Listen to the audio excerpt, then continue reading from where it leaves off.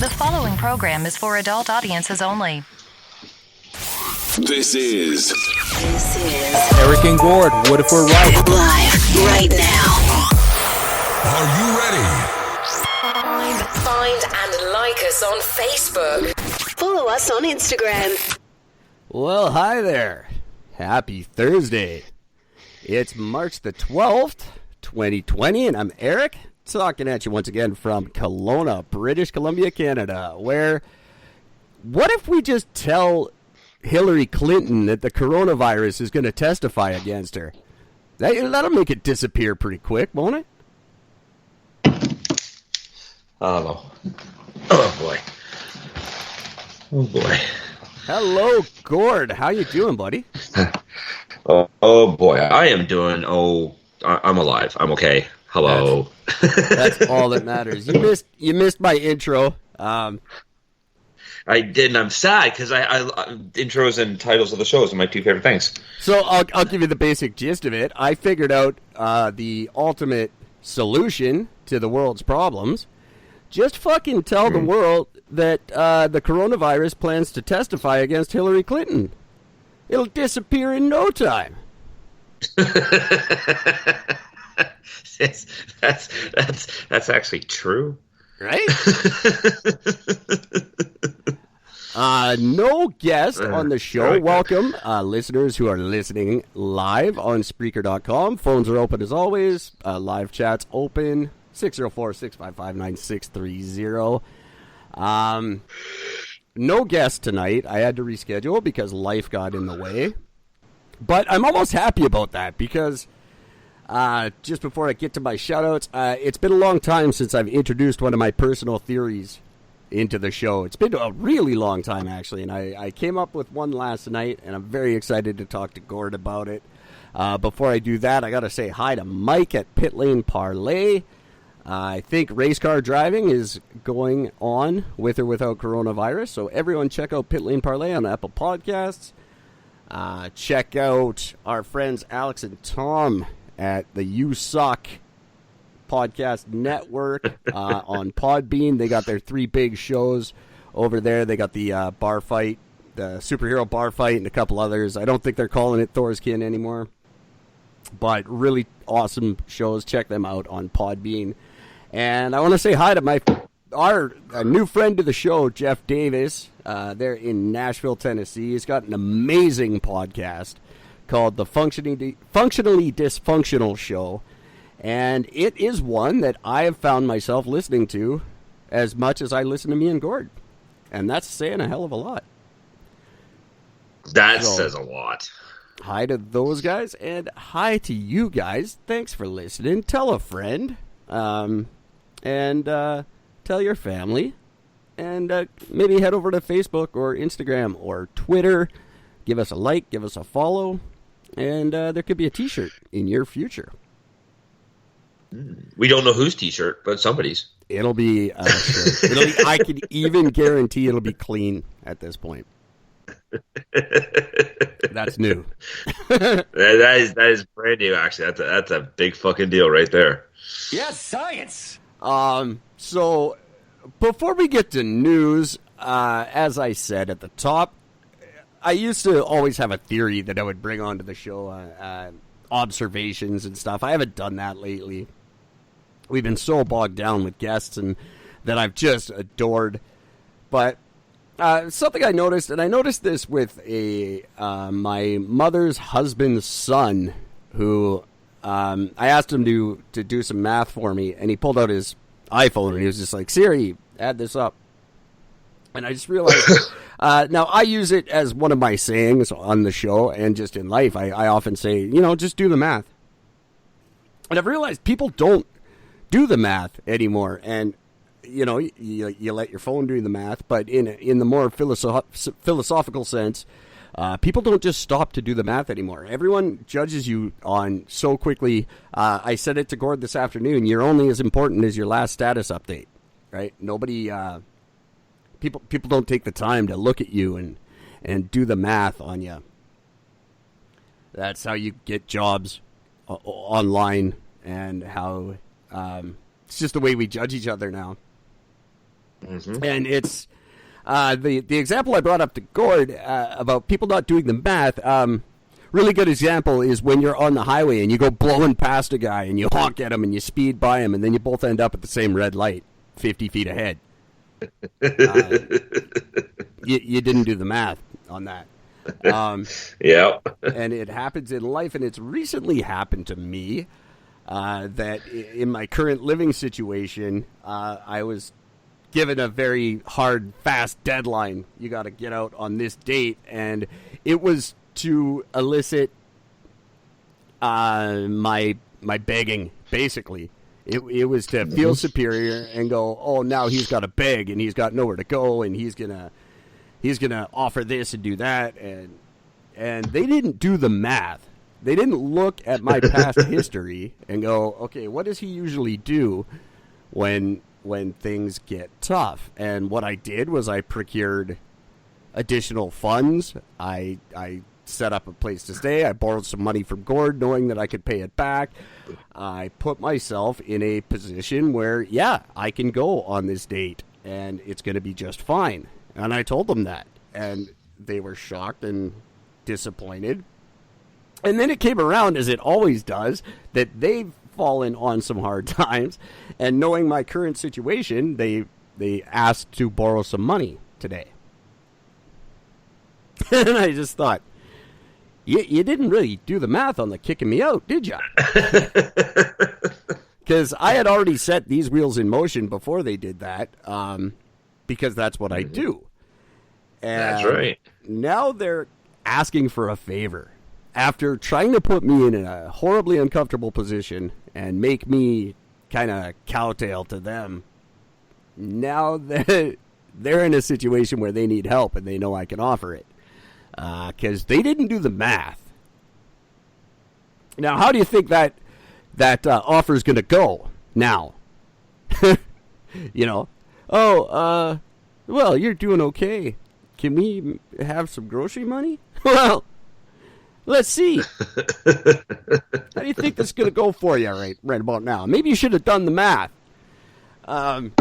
This is why you always carry the one. Right? And I mean it in the literal sense. Fucking do the math. This is why you're supposed to learn math. Like, it's not so you can fucking do math. It's so you can do the math. You know what I mean? You do the math. Always do the math.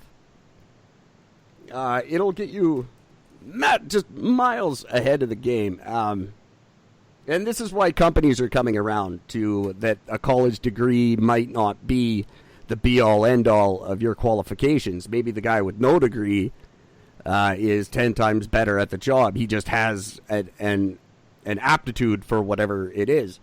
You got to look at people, and you got to do the math. It's lacking because we judge everybody on, like I said, it's instantaneous. It's your status update. It's your fucking last Instagram post. That's how we judge people. We don't look at them and do the math. You know what I mean? Yep, absolutely. And it's just become such a detriment to people. And sorry, guess what? You didn't do the math on me. We're in some trouble. So that was just kind of my sort of outlook on everything lately. You gotta stop and do the math. And I think that's kind of why I'm winning right now, and some people aren't. And, I say I'm winning. That's obviously relative to where I was a month ago. But for everybody, I think you got to take some time. Slow down a little bit. Do the math. I actually, I showed my mom your the thing you wrote. And I read it. Well, basically, I read it out to her, and she's like, as soon as it said that they sat you down, and then they changed their tune completely. My mom goes, she goes, I've never met Eric, and even I would know better. And then continued after I finished the whole thing. She's like, he is a really good writer. I'm like, oh, I know. She goes, why doesn't he write? I'm like, he does. He is technically he's published. I said, so I started sort of feeling her in on some stuff, and she's like he's really good. Like, she was blown away with how well you had everything worded, and thank you. I might be able to say the same point, but it sure as fuck won't sound that nice. on that note, did you get through part of that story yesterday? At least the conversation. Okay. I read the conversation, and then I went back and I went to reread it because keep in mind, I haven't slept in 2 days. Yeah. So I'm a little delirious to a point right now. My boss pulled me offline at work today because basically because of what happened at work yesterday. And what we're talking about, ladies and gentlemen, real quick, while Gord works it out, is I wrote a short story over 2 years ago now called "The Only Bad Thing That Ever Happened at the Bourbon Hotel." It was published last year. It's being optioned by Amazon as a Kindle only release, which I'm still not 100% comfortable with. But at the moment, you guys can find it at noahwriting.com. You just go to Noah, Noah, writing.com, and look up The Only Bad Thing That Ever Happened at the Bourbon Hotel. And it's my first published piece of literature. And believe it or not, the UBC Museum of Anthropology is introducing it into their curriculum. They would like to study it because of just the nature of this story. So that's just a short story I wrote, and it's out there for you guys to read. If you want to check it out, I would love to hear your feedback on it. And it is utterly fascinating. I haven't had a chance to finish reading the whole thing. It's up on my computer, and like I said, I started rereading it again. Because I remember, I got way to the end. When I got down to the end, I'm like, wait a minute. Did I actually read this far, or did I, blank out part of this? So I got to go through this a second time to make sure I caught every bit of it, because I was just really blown away by some of the shit of how you do explanations. It's pretty impressive. It started out with the conversation with God. I was writing it as a play. Initially, I wanted it to be a 2-person, 1 scene, 1 set play. I was thinking maybe for the Fringe Festival, and then when the conversation was all said and done, it was kind of too short for the play. And then I was like, I want to know the backstory to this. So I wrote everything on either side of that conversation after that conversation. It was all a second thought. And I'll tell you, if you get through the story, I'll give you guys some insight. If you get through the entire story, the suicide scene that takes place at the end of the story, I wasn't sure how to write that because I've never committed suicide. So I actually acted it out. I did everything that takes place in that scene. I went to Crab Park in Vancouver and found an area that looked like the one I had described in the story, and I went and I acted out that death scene by myself in the freezing cold water to help me write it. So it's very emotional for me to read, and it's written quite emotionally because I did experience, except for the dying part, I experienced the rest of it. So it was a very emotional story to read for obvious reasons. It's semi-autobiographical, but it was a lot of fun. And I don't know why over the years I've never thought to show it to Gord, but I did. And like I said, I'm going to be diving a little more into this one, into that, because, well, as of the last, I guess mainly about the last couple of years, I've been changing my tune about religion in the sense of, instead of me viewing it as a way to attack people and see them as weak-minded for believing in such a thing, as more of a thing of fascination. I noticed that on Sunday, and you got commended by Jeffrey of the Functionally Dysfunctional Show, because I got called out on, Eric kept saying, doesn't the Bible say this and doesn't the Bible say that? And he was trying to be all confrontational, and Gord was chill. And I was, whatever. I do. I view it from a slightly different. Again, I'm not saying, because every time somebody religious opens their mouth and says something, for me it just reiterates my point over and over again. Just that, the fact that you believe anything of organized religion, it just makes no sense whatsoever. And every time you open your mouth to explain why you do it, it just reiterates it even more. I don't get it, but it's a point of fascination. I love to hear people explain their side of it to me, and it's incredible. I am changing my point of view, because I have realized that if you put your if you believe in faith, if faith is your way of getting through your day, that's okay. Do what you have to do to be a good person and guide your life. Do what you have to do, but you cannot claim that it is the ultimate truth. You cannot claim that is the fact. If it's what you need to get through every day, that's totally fine. And you can tell me about it, and I'll listen. But do not claim that it is the ultimate truth, that it is correct, and everything else is incorrect. You can't say that, and that's not true. If it's what you believe, fine, good. But you cannot say it's fact, it's true, this is how it is. And it's a point that I got mad at Gord for yesterday, that you cannot say this is the only way. I don't care what you're talking about. You cannot say this is the only way. You can, but you'd be wrong. Yeah. Thank you. Wrong. I love proving things. Thank you. Yeah, I stand corrected. You can say whatever the fuck you want. Absolutely. No, and you're right.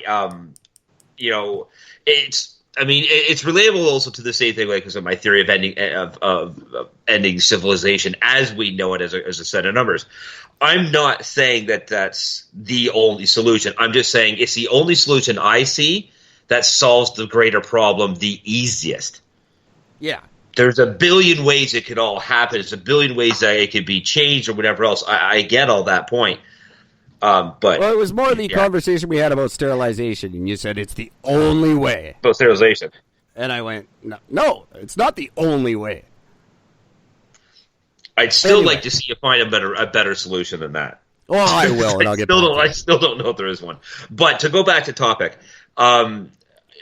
your explanation in your story about about why God does certain things and why God does what was, I actually came across this little stupid article where they talked to Reverend Billy Curvaney, I believe is how you pronounce his last name. And what happened was his daughter. Curvaney? Yeah. That is the new name for my penis. Billy Curvaney. Right? That's the way it looks. His 8-year-old daughter had asked a question, which was, why did God make tornadoes? And he goes to this whole lengthy bullshit about, how, one of the good things I thought about it was the fact of you can't let God off the hook on this and just saying, oh, well, he does everything else, but he didn't do that, so you can't let him off the hook. So what's the reason? And he gets down to it, and the answer that he ends up coming up at the end was, why? So he could be with us, grow us, and usher us forward. And I'm just like, oh, you fucking pussy. You goddamn... Not even pussy. Fuck that. Pussies are tough. You sensitive fucking nutsack. No. It's so he could be with us, grow us, and usher us forward. No, it's a cop-out. It is. But don't cop it out. caught my attention because of the Functionally Dysfunctional podcast was they were talking about the era of the flood that purged everything and Noah's Ark, that whole thing. There's an ancient Egyptian script that precedes the Bible that talks about that flood and how it brought bounty to the land around the Nile and crops grew and that flood was a blessing from whatever god it was that this text refers to. But that flood was a blessing. It wasn't a punishment. It was that flood water, it irrigated the land and their crops grew, and it was a wonderful thing. So from their religious point of view, whatever religion it was, that flood was a blessing. And from Christianity, that flood was a punishment. It's like everything is perspective. Yeah, exactly. It's all perspective. And no, Gord's right. Don't pussy out. Don't talk to your kids about it. Let your kids be kids. They don't need to know why. You say God did stuff because he's God. Go play with your toys. Let your kids be kids. Don't talk to them about sex. Don't talk to them about gender. Don't talk to them about Iran. And don't talk to them about God.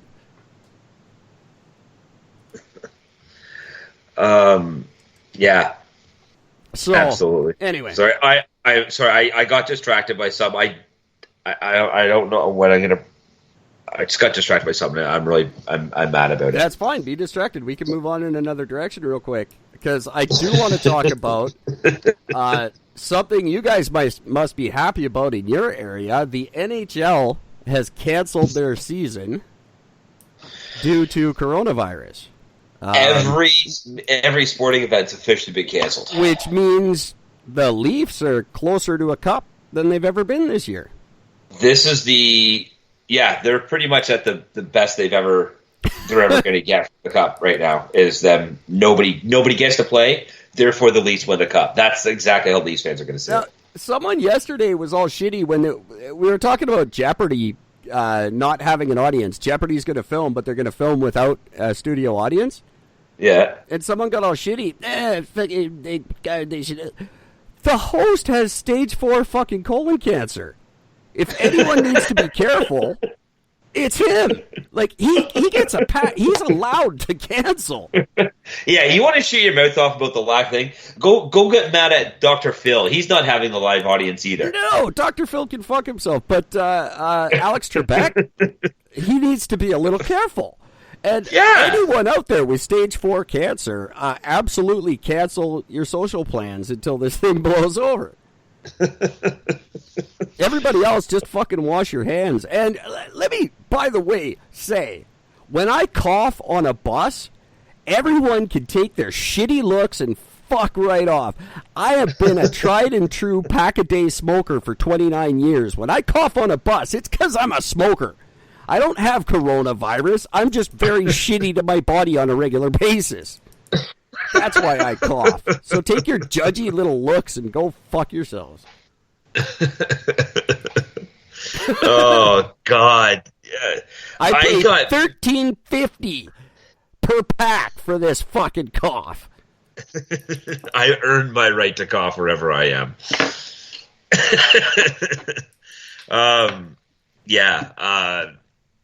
Okay, fuck it. Let's get the Corona stuff out of the way because there is a couple of things I got mentioned.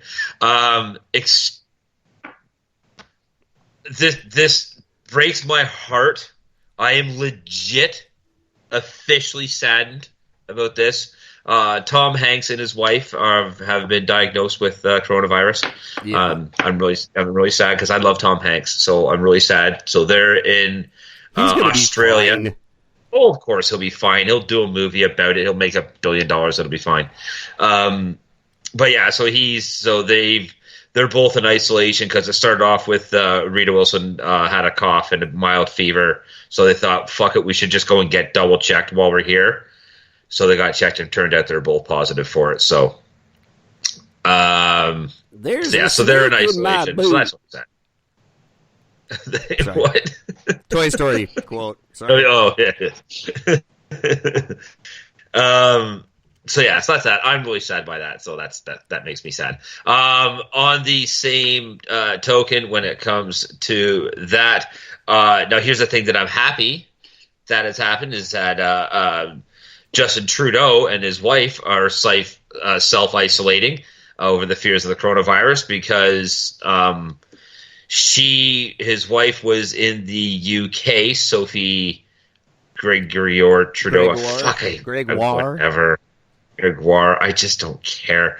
Yeah, she sort of was showing mild symptoms as of late on Wednesday after speaking engagement in the UK. Now, what's genius about this very thing is that Trump's ban on any flights going in or coming out of Europe is every country is banned except for the UK, and this is the exact place where our prime minister's wife just got sick. It's just Trump just can't catch a break. You know, what are you going to say? That shit's just funny to me. So I personally think that Trudeau is just hiding like a bitch. I bet you she's probably got syphilis and she doesn't have corona, and Trudeau's just a twat. I just want him to die. That'd be fine. Is self-quarantining, what good does that do? I mean, just because you quarantine yourself for 2 weeks doesn't mean you don't have it and you're not going to get it. No, but you can walk out of that quarantine and someone sneezes on you and you're fucked. Yeah, no, but the thing is if you self-quarantine, you're putting yourself on a 14-day quarantine, which means you should be virus. If you had the virus, by the time you started it, you should be fine, clear of it by the time you get out. So you're not infecting any. So it's not so you don't infect somebody else. It's not about that. It's just so you don't infect somebody else. Personally, I think Trudeau should get highly infected and go meet with these First Nation fucking leaders and just go and cough all over them. That'd make me happy. Right? Like I said, I would love to get the coronavirus and then go to a pro-Trump rally. And just walk around shaking hands. God be with you. Now, one thing that I'm sort of laughing about, so Trump does the only partially extreme thing of putting the ban from Europe, the travel ban from Europe. I say partial only in the extent that pretty much everybody's on the way to do this now anyways. You've got flight bans coming out of most countries individually. Trump just grew together and said, any of you motherfuckers, so that's it, you're all done. So he just banned them all. And of course the EU condemns Trump for this ban, even though the EU has been openly saying basically don't travel. Right. And stay indoors and only go out if you sort of have to. Like it's a direct correlation between exactly what, like, people don't do that. Don't go anywhere. Don't travel. Don't do that. Trump says you're not allowed to travel back. Trump's an asshole. Don't tell people you're allowed. You should restrict their traveling. Yeah, exactly. But you just told them, but they can't. What? So, yeah, there's just, again, you don't need to say this stuff, considering Trump is the guy who literally stood there up and said the numbers of the coronavirus are going down in the U.S. when they weren't. They're dramatically going up. He said that you'll never see double digits of deaths in the U.S. It's already there. You'll never see, like, you know what I mean? Like, everything he said was already turned out to be a lie. There will be tests for everybody. No, there's not. No. Everybody, no, they won't. If once the cure basically is available, everybody will get it. No, they won't. Everything he said has already been proven wrong. So you don't need to sit here and say something really retarded like, don't do as I say or do, but I'll get mad at you if you do. Like, I don't even get it. It's so fucking backwards, and I hate this whole fucking I don't planet. get out. I think the spread of stupidity is far more dangerous than the spread of coronavirus. And oh, absolutely. This exposes it. People's reactions have just been absolutely hilarious. And I keep saying, I think I said it last time we talked. I'll say it again. Coronavirus is not ruining the economy. People are ruining the economy. Stupidity is ruining the economy. Yeah. Buying into this crap is ruining the economy. And I don't get it. I don't get how people are so naive and just so falling for this. It makes no sense. It really doesn't. It's the same as when everyone had to have a Cabbage Patch Kid. Remember when we were kids and people were like fighting at Christmas time? They're beating each other up for Cabbage Patch Kids because their kid had to have one. But nobody wanted a Cabbage Patch Kid. Nobody even liked them. Nobody knows where that came from. No, it was just like and then same with Tickle Me Elmo. Yeah, Tickle Me Elmo, same thing. Did anyone want that fucking thing? It was creepy and weird. But parents were going fucking ape shit. You gotta get this. And why? Where are they now? I don't. Well, they're considered collector's items because they all got destroyed. I think Elmo turned out to be a pedophile or something anyway. But it's just like this mass hysteria. People latch onto this thing. Oh, we gotta do this. Why? Well, because fucking everybody is. Because the media told them. The media told them. That's. Like I said, we got to get someone like your mom, if she's in, or my mom. Well, no, my mom would never do anything for me, but someone like your mom, maybe send a letter to Ellen talking about how great Eric and Gord are, and let's try to get this mass hysteria around Eric and Gord, and just get people. We got to listen to this podcast. Why? We just fucking have to. It's the cure to the coronavirus. But it's a better cure than toilet paper. We can't tell Oprah how awesome we are. We can't tell Ellen she needs to tell everyone about our show. It's got to be someone random who does it. We can't. It's like starting your own GoFundMe. No one donates to that, but you start a GoFundMe for a 9-year-old Australian dwarf, and he gets $400,000. And then he didn't even accept the money. He didn't $400,000. He didn't even accept the money. Gave it all to charity. Fuck. And yet I've had 2 GoFundMes go absolutely nowhere. To make my dream come true 2 years ago, to go with Gord to meet the cast of Degrassi, we had a GoFundMe. We got a big fat donut after months.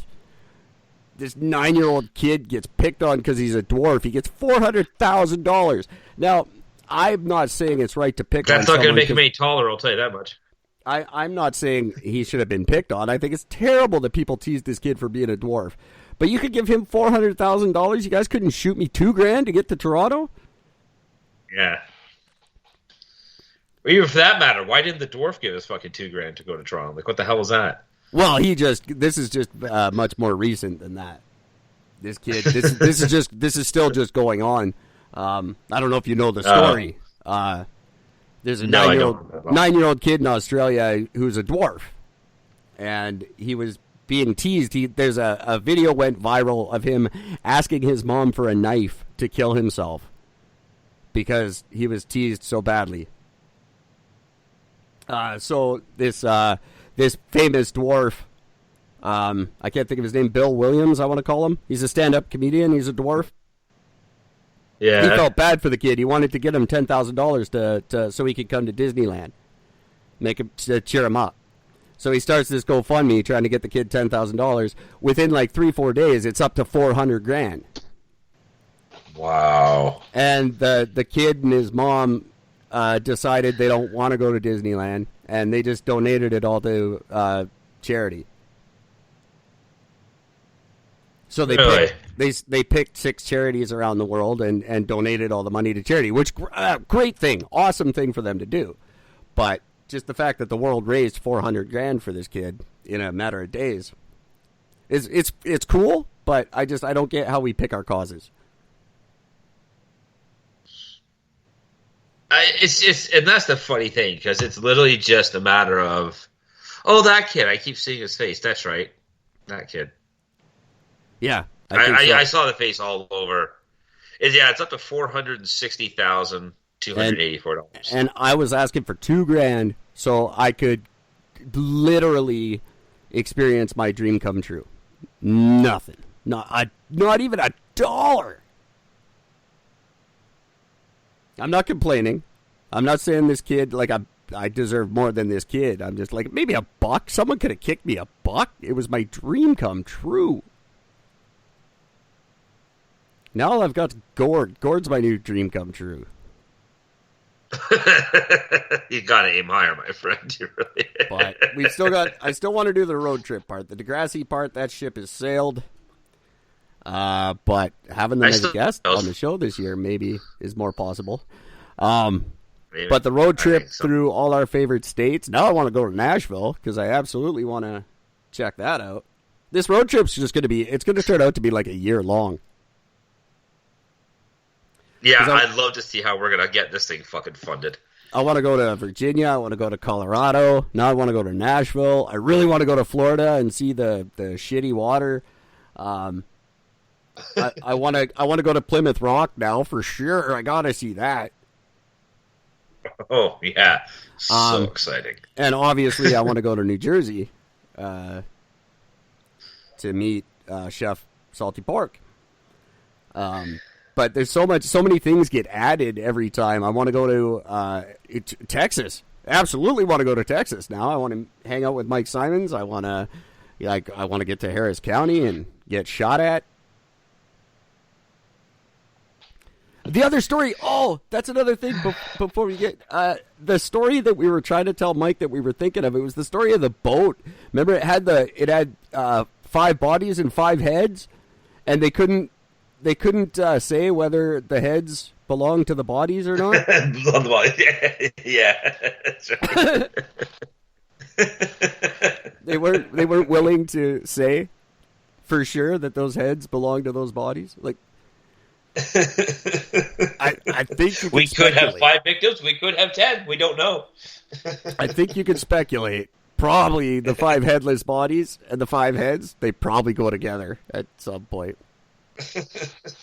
I don't know. Pretty safe assumption. Just saying. I'm not a detective, but do the math is what I'm saying. Do the math. Now, Eric, I got to ask you something. Please. If you're a scumbag, say, and you and people are starting to point the finger at you for doing something horrible, what's the first thing you're going to do? Okay, sorry, I'm a scumbag. Yeah, and then so you're a scumbag, and I'm saying Eric is responsible for this. I would say as a scumbag, the first thing I'd probably do is deny it. No, the first thing you're going to do is you're going to point your finger to somebody else and say, it's not me, it's him. Oh, yeah. That's what I mean. I'm going to deny it, and then, I'll definitely try to pass the buck every time. Do that every day, at least once. Now, apparently, the state-run media in China, they are, for the most part, all but blaming Trump directly for the release of COVID-19. So they're saying that this is a U.S. Are they admitting that it wasn't started by bats, that it was actually released? Yes. They're blaming the U.S. for this. They're saying that it didn't start by bats. They're saying that it was released by the U.S. Wow, and that's what I said. I said the U.S. did it. So China is saying that this was like it created by Americans and released on Chinese soil by Americans? Yeah, pretty much. Wow.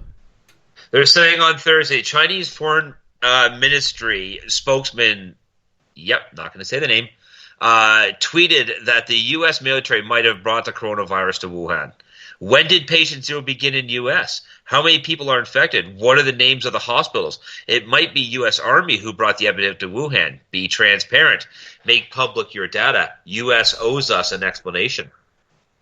Holy shit.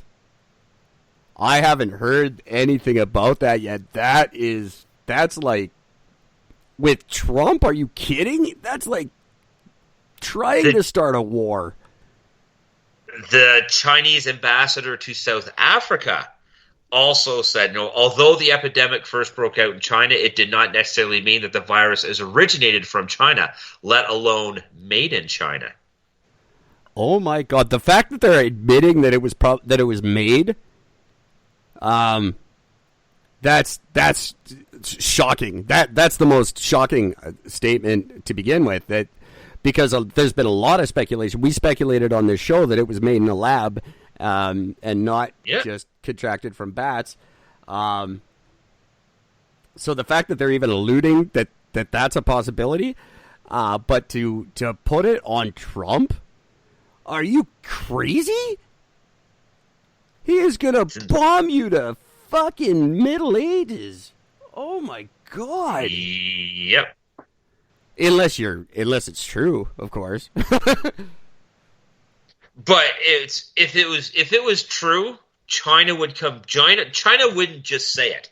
China would release it. They would release the proof. They would release the information. But America can't bomb the shit out of them if it's true, because then it'll come out that it was true, and then America just tried to bomb the shit out of China over... Bomb them to cover it up. To cover it up. So if it is true, America can't react.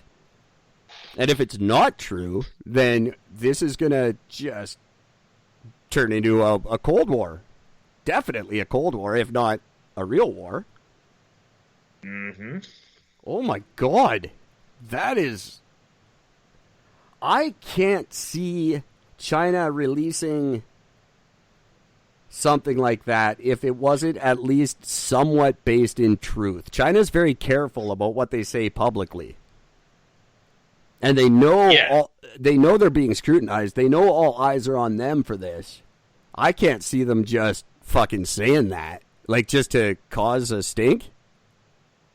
I think that what's going to happen is at some point during the investigation with this virus, because right now, when they're looking at this virus, they're looking at it only for two angles. One is the cause of spread, and the other two is for vaccination purposes.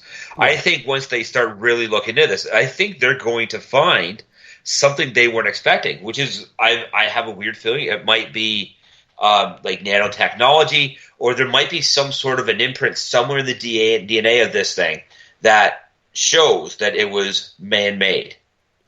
Well, and I think absolutely. China knows that stamp is there somewhere, so they're instantly right now they're already deflecting, saying, this couldn't have come from us because there's no way one bat can do all this. So therefore, it had to have been when the U.S. came into this area. It had to have been the U.S.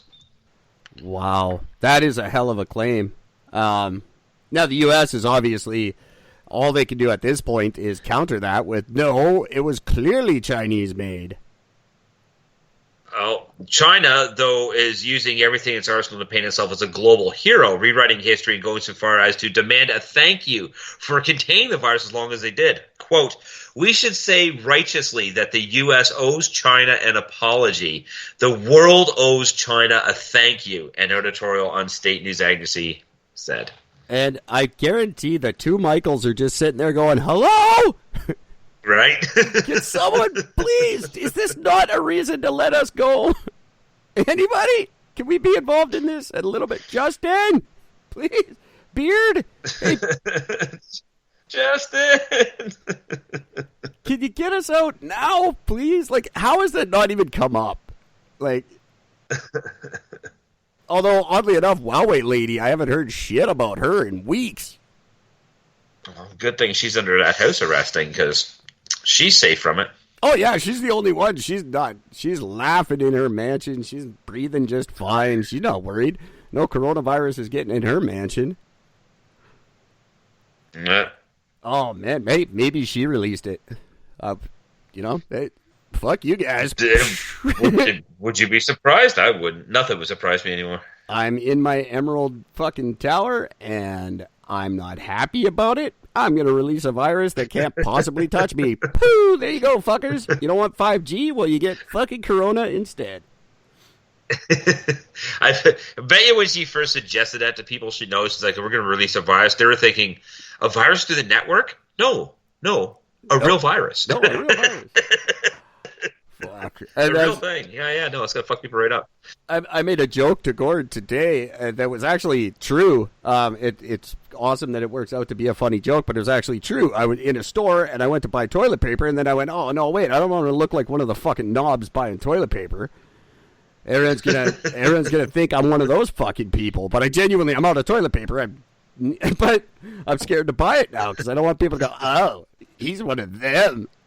I'm like, fuck, I just got to go steal it from McDonald's like a normal human being. The Chinese military portal, xilu.com, this is the military direct website. It recently published an article basically claiming that the virus is, quote, a biochemical weapon produced by the U.S. to target China. They are directly asking for war. So that's just a little bit backwards of what you said. You said it's been a weapon right from day one. That's been your theory. Yep. But you thought it was Chinese made.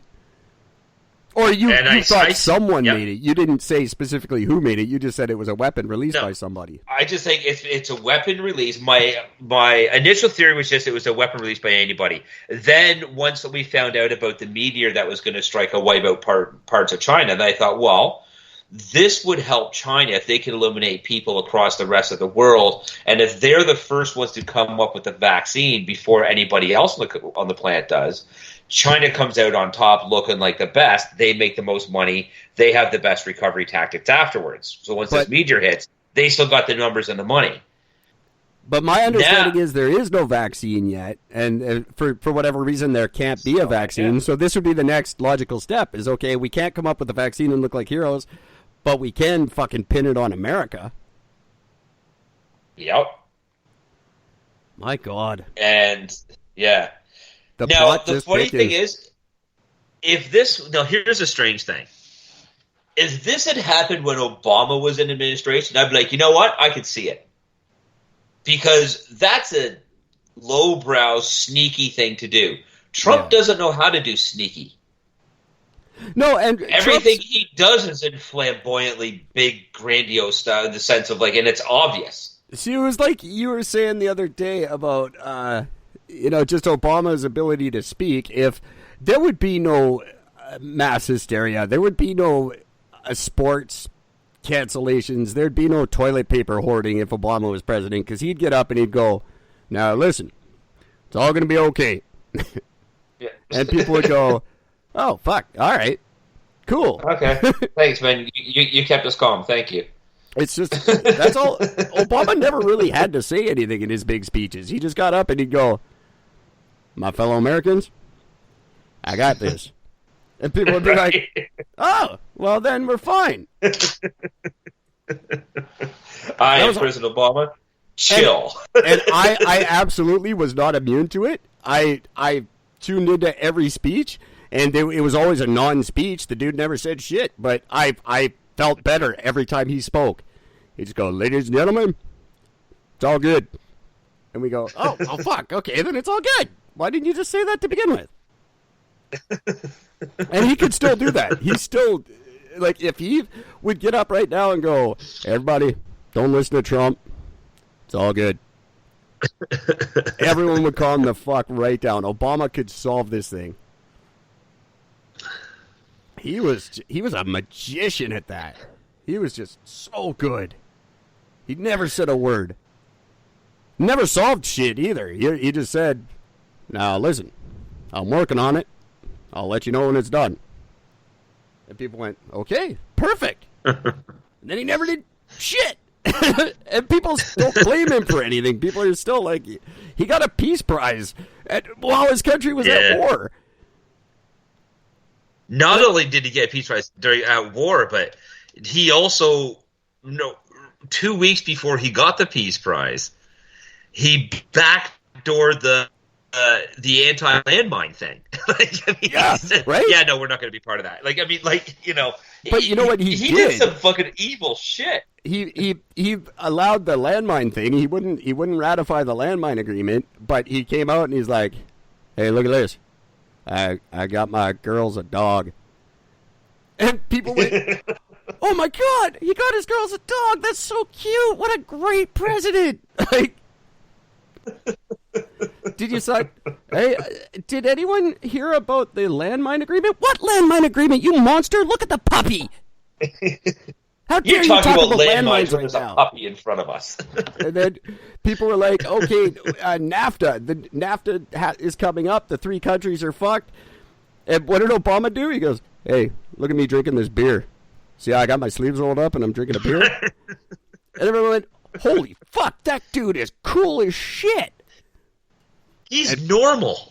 And we didn't care about anything. In our country, I'm sure Mexicans are like, "That dude is chill." Like, he never had to do anything. He's a genius. I don't know why he's still not doing it. I don't know why he doesn't just have his own press conferences and goes, "Look, I know I'm not the president anymore, but I'm kind of still the president, right?" And people will be like, "Yeah, you totally are."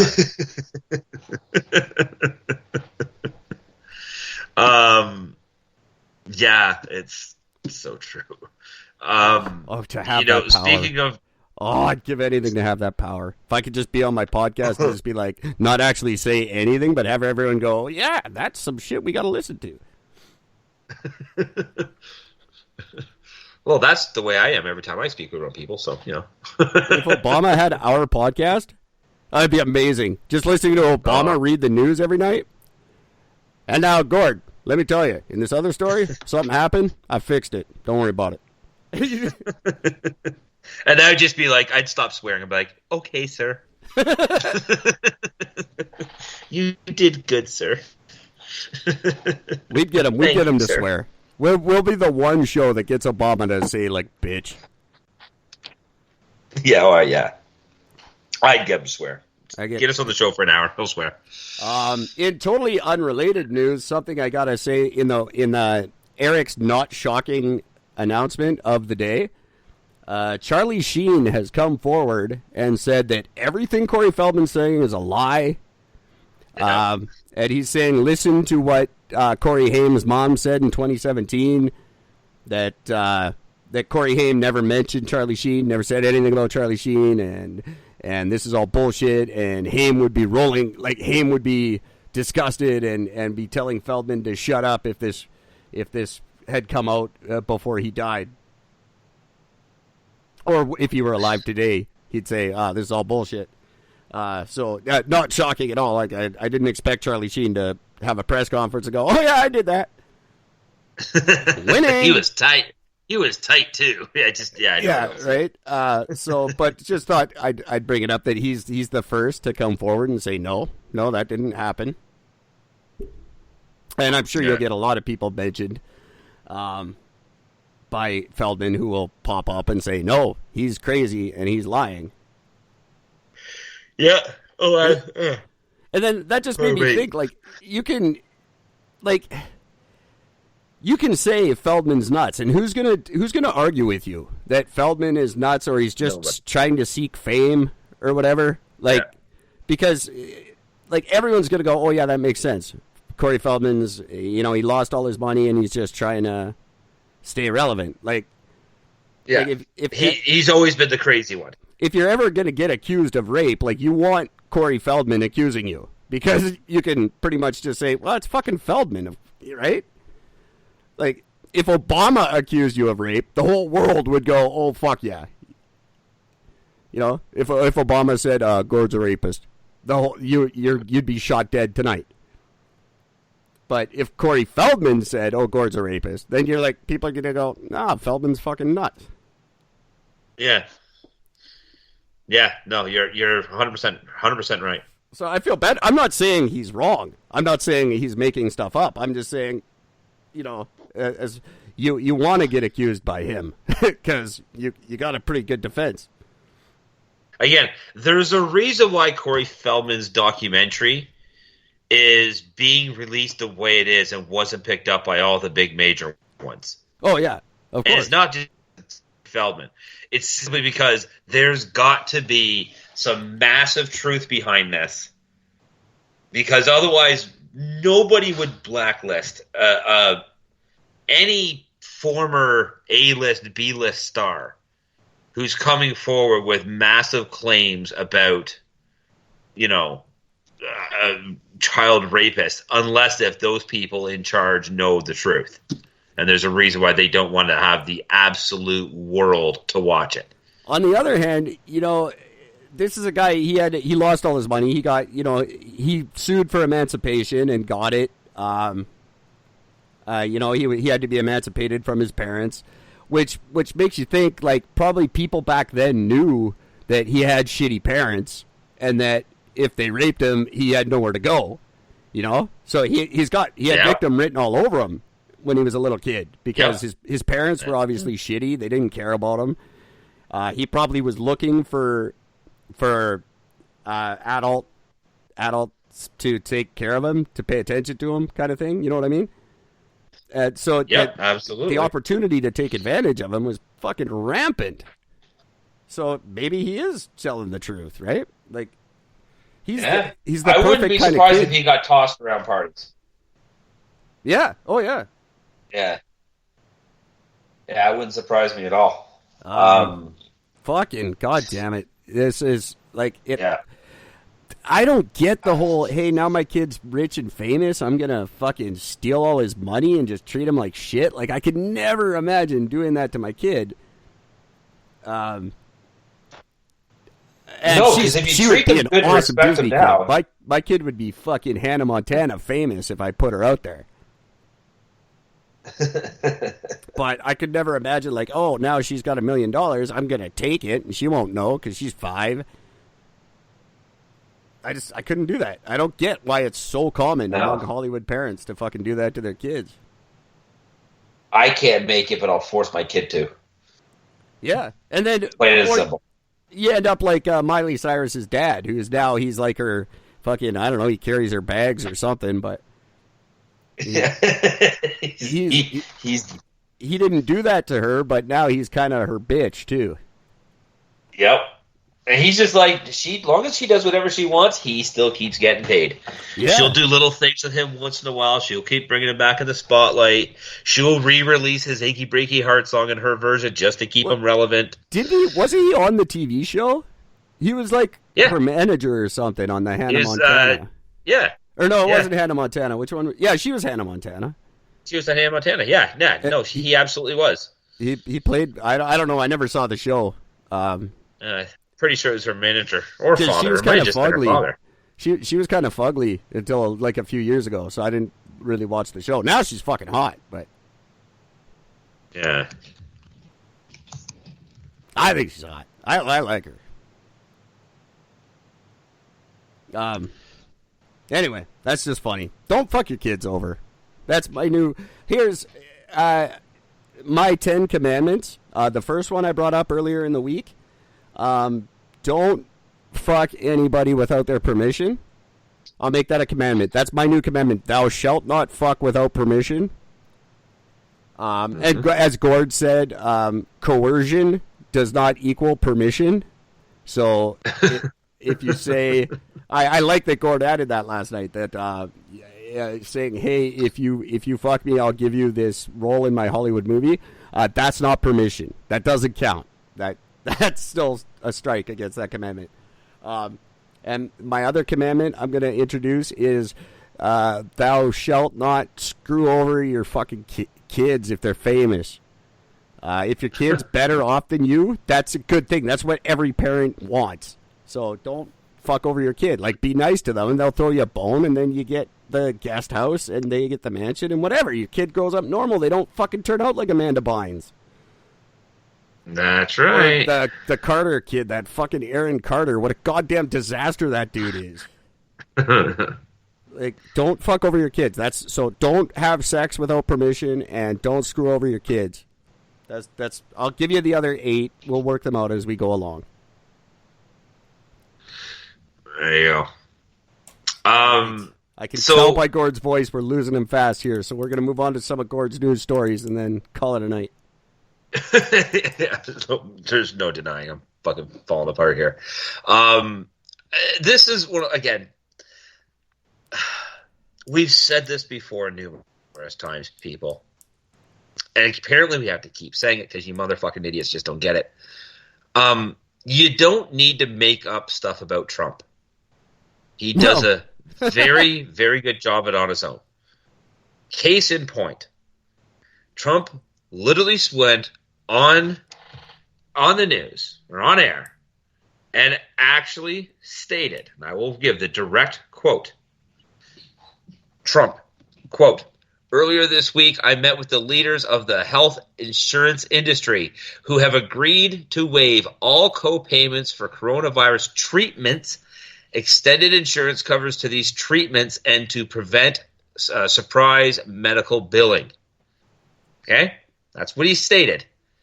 In fact, none of that was true.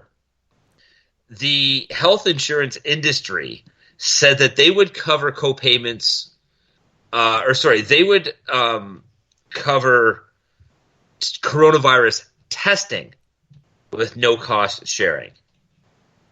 So no deductible, no cost for the testing. Oh, okay. They said absolutely nothing about treatment. Wow. Nothing. They haven't even uttered a word about treatment. All they said was, if you want to get tested, we're not going to charge you for the test. I see. And Trump deliberately stated, Trump didn't even mention the testing. He only talked about the treatment, and it's all wrong. So completely wrong.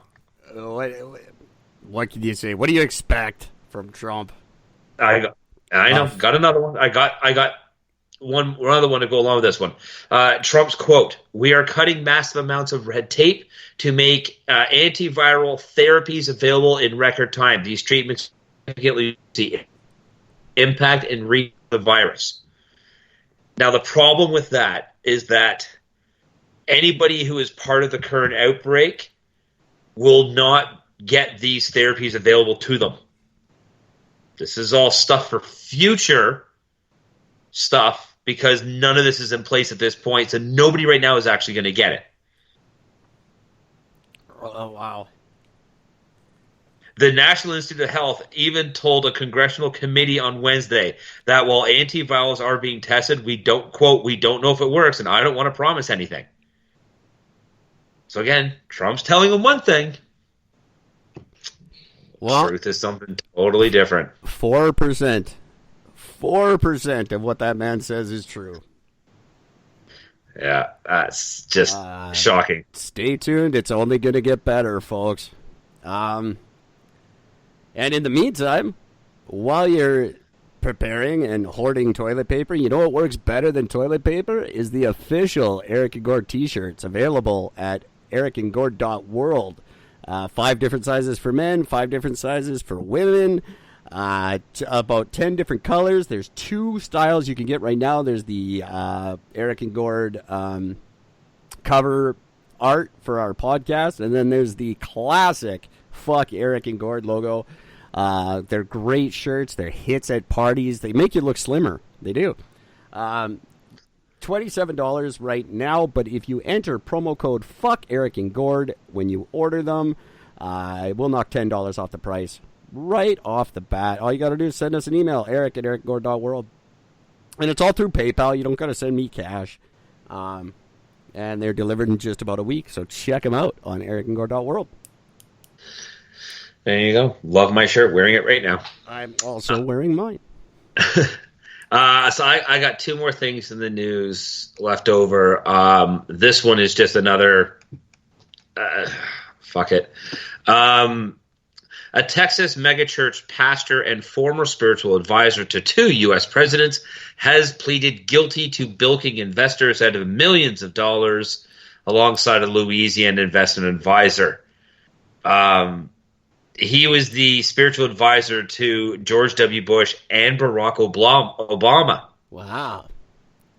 Right? And his co-defendant Gregory Smith, who is a financial planner, he also pled guilty to the same charge. Basically, what they did was they persuaded people to invest about $3.5 million in historical Chinese bonds. The bonds were reportedly issued by the former Republic of China before they lost power to the communist government in 1949. Problem is that the bonds aren't recognized by China's current government and thus have no investment value. That is hilarious. Caldwell, who is the megachurch pastor and former spiritual advisor, he used about $900,000 to maintain his lifestyle, pay down personal loans and mortgages. So there's your Catholic fucking church, my friends. Let me just say right off the top, if you are taking any investment advice from a spiritual advisor, that's on you. That's on you. True. Do the math. You didn't do the math there, did you? So there's that. This next one bothers me way more than it should. Eric, if I were to say to you, KFC's biggest well-known slogan, what would you say it is? The 11 secret herbs and spices. No, that's a fact. What's their slogan? I don't know. I don't know. Finger licking good. You got it, my friend. Now, so they have a new slogan going out, and it's based off of their classic finger licking good slogan in the UK. They have now had to pull it because 163 people complained about the commercial, saying that I want to get this actually right here. They called the ad irresponsible because it potentially encourages behavior that might increase the chances of coronavirus spreading, i.e. touching the face. Of course. 163 people in all of the UK. And you pull in that every human being that's ever even heard of KFC knows it's fucking finger licking good. Now, I guess they could have done something to address it beforehand. They had to know. Like, someone at KFC must have known, like, hey, wait a minute. We're going to get some shit for this because you're not supposed to be licking your fingers right now. Like, someone must have said that at their office in the last 2 months. Do you realize that on the side of their big boxes that you get, it literally says it's finger licking good? Oh, I know. I just ordered it probably 3-4 nights ago. Maybe 5 nights ago we had it here at the house. And we got the bucket. And I didn't even know they still did the bucket. And I was really happy to see the bucket. Like, it was like nostalgic. I was like, they still do the bucket. Yeah. Yep. And it was much better than I remember it being, by the way. I always say I don't like it, but it was good. And I know I'm boycotting them, and I'm sorry I slipped up on my boycott. I didn't buy it. My parents did, and they shared it with me, and it was fucking fantastic. But someone must have said... Hypocrite. 100%. 100%. Someone must have said at their office, at their headquarters, wherever, the colonel must have walked in and said, hey... We're going to get fucking thrown to the wolves here. Our thing is finger licking good. You're not supposed to lick your fucking fingers. What are you doing? What are you scraping? I don't... Oh, sorry. I was just touching the side of the laptop. Sorry. Someone in their office must have said, we're going to eat shit for this. Now, 163 people, and what are you doing? That's... Like, coronavirus will take care of them. Don't worry about them. But here's what I don't get, though, and this is what I don't. They say, don't touch your face, your eyes, your nose, your mouth, and don't do any of that, which I do all day long. I'm constantly picking my nose, picking my eyes, and licking my fingers. But that's always been the rule. Don't touch your face. Don't touch your eyes. That's always been a rule for not just for coronavirus. That's always been a thing. But you know what else has always been a thing? Wash your fucking hands. Exactly. And suddenly we're teaching people how to wash their hands right now. Right? And you know what? I don't even care. Like, it's supposed to be a big thing in the bathroom. Like, oh, you got to wash your hands. I touched my dick. My dick is, trust me, my dick is fucking clean as shit. Right? Like, in the last year, my dick is the cleanest part of my body. I can promise you.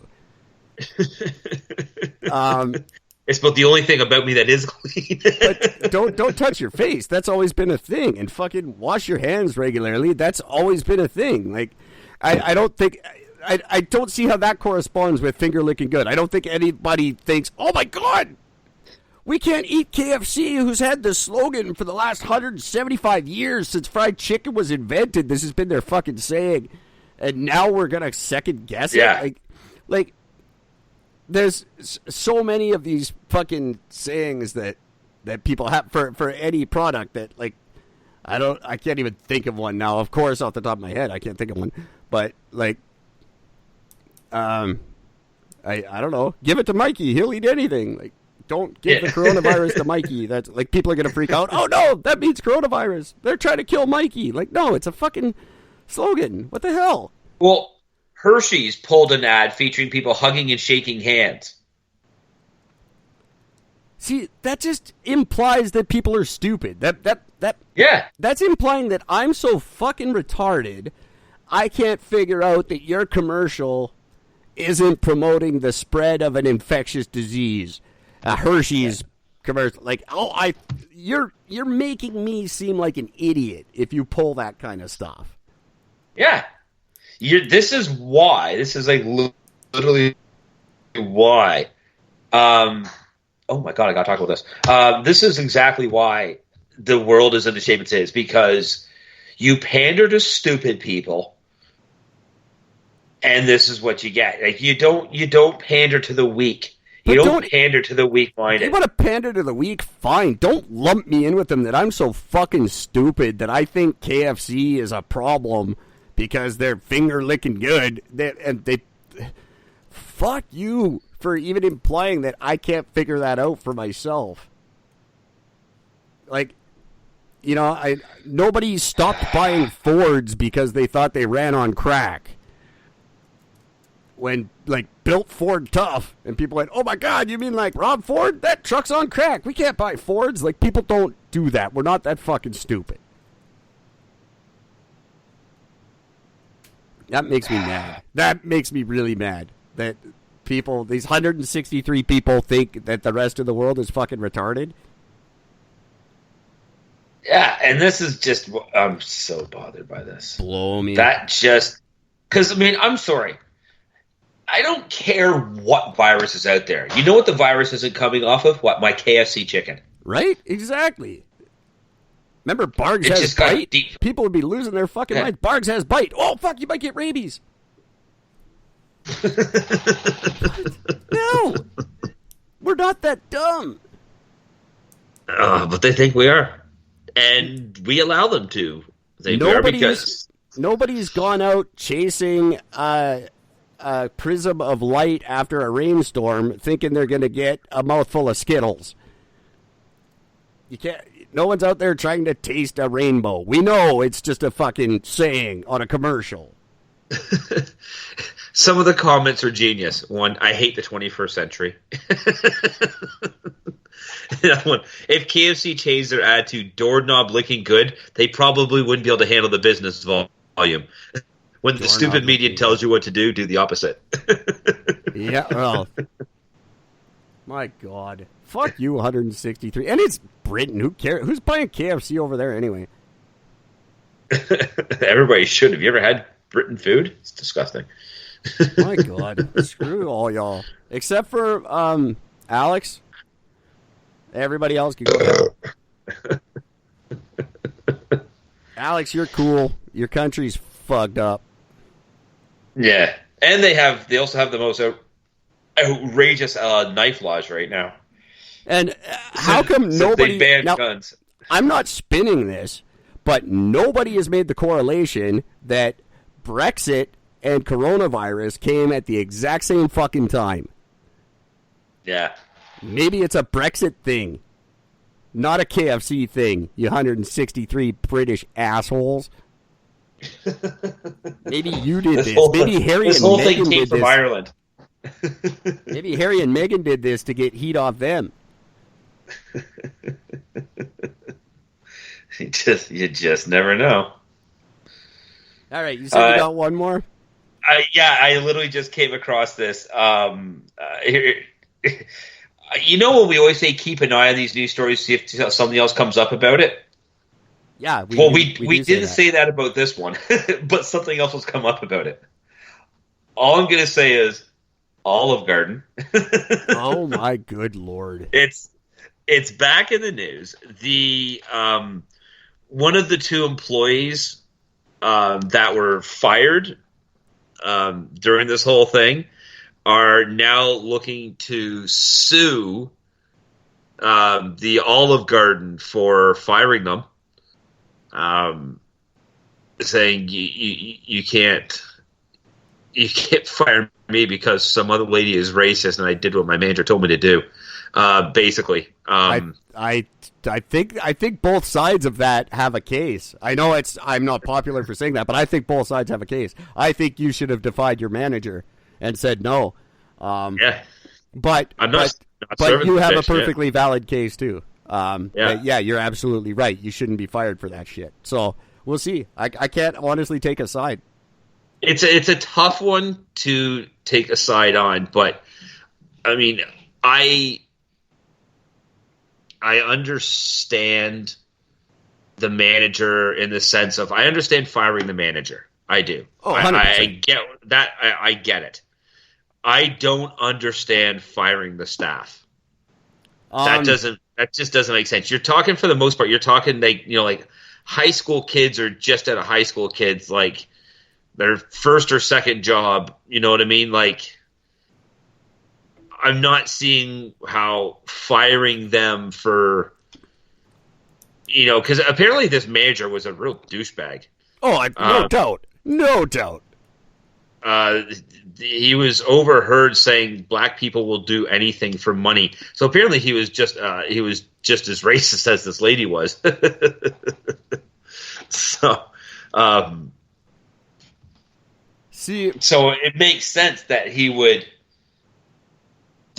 make a comment like that and the staff would have to follow because this is the type of shit that they're used to. Yeah, but the staff, I can see the point of view that the staff has the right to refuse, and they should have refused. Well, gotta admit though, as an employee, you can refuse for safety reasons. You can't refuse a job just because you don't agree with it. I think you absolutely can. If it comes down to racism, I think if you said no, I am not going to entertain your racist shit, I can't see anyone having a problem with that. If you said, no, I said no to my manager and I didn't do what my racist ass manager said, I can't see anyone having a problem with that. I could be wrong. Like I said, I can see both sides of it, and it sucks. Yeah. It sucks that it's even a conversation, but I'm glad they're suing. I'm glad they're just not taking it, because this has to be brought to attention. This kind of shit has to be brought up. Although you could argue, look at what's happening at Syracuse University right now, where students have pressed and they have won the right to pick their dormitory roommates based on race. Yeah. Now, it's because they want an all-black dorm. Black kids want an all-black dorm at Syracuse. So they had to fight against the university and threaten to go to court and all this shit and get the right to, you can now pick your roommate based on their race. But I'm sorry, isn't that just as fucking racist as, we called it segregation when we put you in an all-black dorm, but if you put you in an all-black dorm, then it's less racist somehow. Yeah, no, it is, and that's the thing that people aren't understanding about this whole new way of looking at race, and people are now to the point of separation completely. Well, whites have always had their choice and everything else, and black people always just got stuck with a white person's room. Now, blacks should be able to choose their own black roommates if they want one. But that's just the same separation that you fought. Why bother fighting against it if you're just going to, in the year 2020, say, well, we want what you guys wanted 60 years ago. Now, it makes no sense. Like, racism has become so fucked. And I say this about everything. We always go too far the other direction. I've said it about gay rights. I've said it about the gender thing. I said we always end up going too. And now with race, we're going so far where these servers, how do you know? How do you know what's right and wrong anymore? Nobody has a clue. Everyone's just too fucking scared to talk to each other because you have no idea what's right and wrong. And then you get fired, and you go, wait, why am I being fired? I don't even know what's right and wrong. I have no idea what the fuck I'm being fired for. It's ridiculous. Good for them for suing. And keep us posted on this story, Gord. I'm making you the ambassador. I'm making you the Olive Garden ambassador. Oh, that makes me so happy. Because I want to follow this story. I want to see what happens. I want to know what happens to these people. And by the way, how does the fucking racist who started the conversation, the customer, how come they're not part of this story anymore? Why did they just get to walk away? Yep. And that's just it. Nothing about this is making sense. You are all blaming the wrong people. You go after the racist. You don't go after the people who had to deal with said racist in a public place. You go after the person who created the whole thing. I hate it. Go after, if you have a problem with this story, go after the 163 British people that have a problem with KFC. From now on, if you have a problem with anything, blame it on them. Coronavirus is their fault. Your financial situation is their fault. Everything it's their fault. They killed JFK. And Eric, I have to bring one other thing up. All right, this got to be the last one, man. I swear it's the last one. I know. I'm just trying to find where this guy's first name is. His name is okay. So there's this gentleman. This is in Canada, by the way, just so you know. In Nova Scotia, his name is Lorne Grabher. Grabher is his name. His name is literally Grab Her. That's his last name. An Grab Her. Unfortunate Me Too generation name to have. Grabher, literally Grab Her. And he got his last name as a personalized license plate. Well, come on, dude. You didn't do the math. Now, here's the thing. See, years ago, my buddy wanted to get the license plate to DeBar. Yeah, you've told this story before. I've told this story, right? So we want to get that one. They said no because it promotes drinking and driving. Now, regardless of anything, if they're not going to allow that, but they see Grab Her, regardless if it's the guy's last name or not, the Department of Motor Vehicles immediately should have said, no, there's no way. We can't have Grab Her. No, they issued it. Yeah, they said, no, here it is. It's good to go. That guy's he's getting sugar in his gas tank for the rest of his life. Never drive anywhere with that license plate. It makes no sense. You're getting your windows kicked in. You're getting sugar in your gas tank. You're getting your bumpers fucked up. You're getting shit written all over your car every day. Like, what are you thinking? I don't care if your name's like Grabar or whatever. We're probably pronouncing it wrong. I'm sure it's not Grab Her, but your name's fucking Grab Her. Like, what are you doing? Do the math.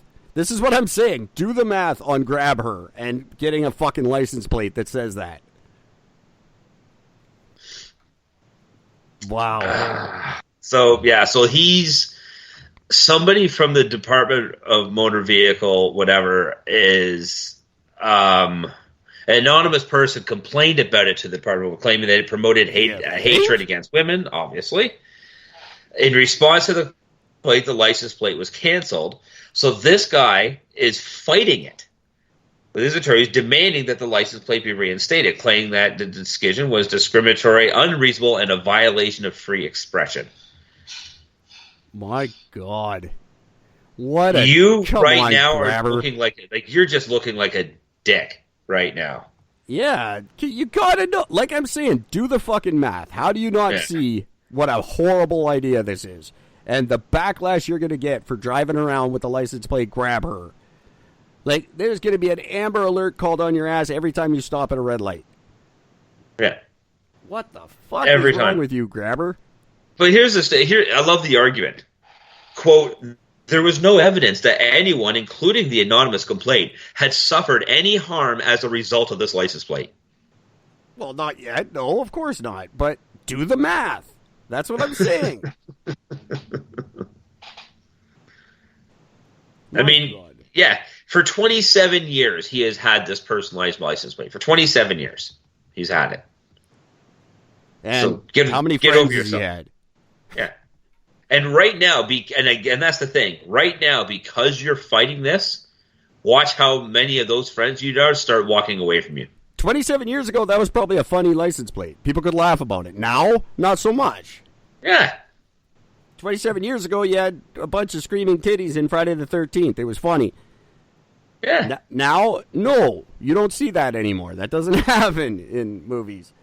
The worst thing is above his garage outside his house, he literally has one of those street signs that says "Grab her place." Oh Jesus, he's just doing it. Obviously, come on. Yeah, and that's in like the photo of him holding the license plate, and that "Grab her place" is right there in the background. Like, I mean, he's trying to. Yeah, now he's just being an idiot. Fucking go. You're number 164. I'm classic. Now that group of British people is now 164. You're the honorary 164th. You jackass. Grab her. Get out of my country. Go to China. But I mean, and the other thing is to also look at this from the other side of it, which is again, how many complaints again? One. That's surprising to me. If it was only one complaint, he gets to keep the license plate. Plain and simple. Nobody would have cared. Nobody would have known. It never would have hit the news. Nobody would have cared. Well, that's the way of the world now. Like you said at the very top of the show, we're dumbing it down for the peanut kid. We're making it for the weakest people. One complaint, and that's enough to fucking. There's been one complaint. The entire fucking country has to adjust their way of thinking for this one complaint. It's insane. I still hate Grabber for bringing this up. But one complaint. You're right. What are we doing? Why are we 163 people in Britain? That's the equivalent of one complaint to me. Why do we do this? Why are we letting the one complaint matter? Why does the CEO of a company have to pass every decision he does with all the fucking entry-level employees now? It's absurd. Everyone go punch a guy named Grabber. Don't do that. I'm going to call it on that. That's a good long show, and I can tell Gord's tired, and I'm angry, and I don't know, I think my mom's yelling about something. There you go. Perfect. So thanks for an awesome episode. Thank you guys for tuning in. We're taking the weekends off nowadays. So this is it until Monday. And then we've got a quaint little show on Monday, a quaint little show on Tuesday, and then Season 3 officially kicks off on Wednesday the 18th. Hoping to have a big old show. If it's not a big old show, then it'll just be me and Gord having a fucking two-man party. But either way, tune in. In the meantime, our two-man parties are way better than most people's 100-man, so just letting you know. Please, anybody listening, I need your help. Please send an email to either eric@ericandgord.world or an email to gwynethpaltrowsvagina@gmail.com. Tell me what you think of the new format. Tell me if you like the new showtime. Tell me if you like the live or you don't care. Just please send us some emails. Let us know you're out there. And it would do a world of good for the next season of this show. I really appreciate you guys listening. I appreciate everything you do for us. Thank you so much. Until Monday, take care of each other. And I'm going to go poop. There you go. Don't use too much toilet paper. I will. I'm saving. Don't worry.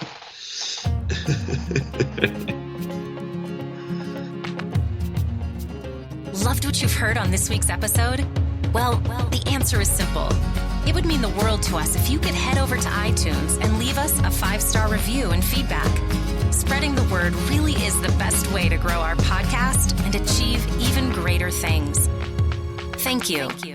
Please be advised that this podcast is meant for educational and informational purposes only and is in no way a replacement for legal or medical advice. The opinions contained within are solely those of the interviewers and interviewees and should be received as so. Those seeking help or advice are encouraged to obtain professional legal and medical services.